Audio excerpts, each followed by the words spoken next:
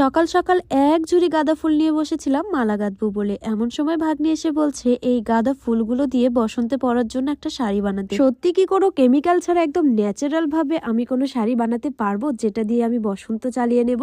Hello everyone, কি অবস্থা সবার? আমার এই এক্সপেরিমেন্ট চালানোর জন্য আমি এরকম সুতি একটা ফ্রেশ সাদা শাড়ি নিয়েছি। এটা একদম পিওর সুতি শাড়ি। শাড়িটাকে একদম টার্ন করে এইভাবে ফেলে নিয়েছি। এইটার ওপরে এখন আমি এই গাঁদা ফুলগুলো ছড়িয়ে ছিটিয়ে দেব। বেশ কিছুদিন আগে ইনস্টাগ্রামে এমন একটা ভিডিও দেখেছিলাম যেখানে এইভাবে ফুলগুলো ছিটিয়ে দিয়ে সেটাকে একদম শুকিয়ে পরে সেটা ড্রাই করেছিল এবং কালারটা অনেক সুন্দর এসেছিল। তবে আমি কিন্তু এটা একদম অন্যভাবে করছি। আমি জানি না আমার এই শাড়িটা নষ্ট হবে নাকি আমি বসন্তে এই শাড়িটা পরতে পারবো। নষ্ট হলে গেল, আর ভালো হলে তো হলোই।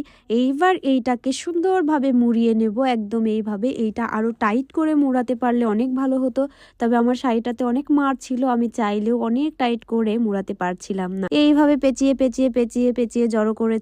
এইবার একটা দড়ির সাহায্যে এইটা বাঁধবো। আমি জানি না যে এটা আসলে কালার হবে কিনা, তবে এইটা কিন্তু অনেক শক্ত করে বাঁধতে হবে। অনেক শক্ত করেই বাঁধছিলাম, তবে আমি যে সুতো দিয়ে বাঁধছিলাম এইটাতে একদম টেম্পার নেই, মানে একটু পরপর শুধু এটা ছিঁড়েই যাচ্ছিল। এই যে গেল। আমিও এত পাগল নয়, সুতো তুমি ছিঁড়বে। এইবার সুতোটাকে ডাবল করে এই যে পেঁচাচ্ছি। ভেতরে যত শক্তি ছিল সব শক্তি দিয়ে এটাকে শক্ত করে বেঁধে নিয়েছি। এইবার কি করব বলো তো?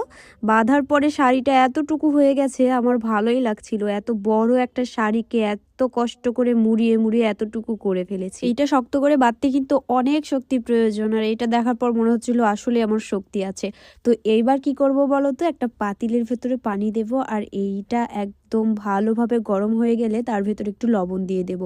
এইবার আমার এই পেঁচানো শাড়িটাকে এটার ভেতরে দিয়ে দিলাম। এবার 5 থেকে 10 মিনিট বা তারও বেশি সময় ধরে ফোটাবো, যতক্ষণ না রংটা ছাড়ছে। আর আমি 5 মিনিট পর থেকেই দেখতেই আছি যে এটা আসলে রং ছাড়ছে কিনা। আমি জানি না এটার ভেতরে কি হচ্ছে। প্রায় 15-20 মিনিটের মতো ফুটিয়েছি, তারপরে দেখি এটা রং ছাড়ছে।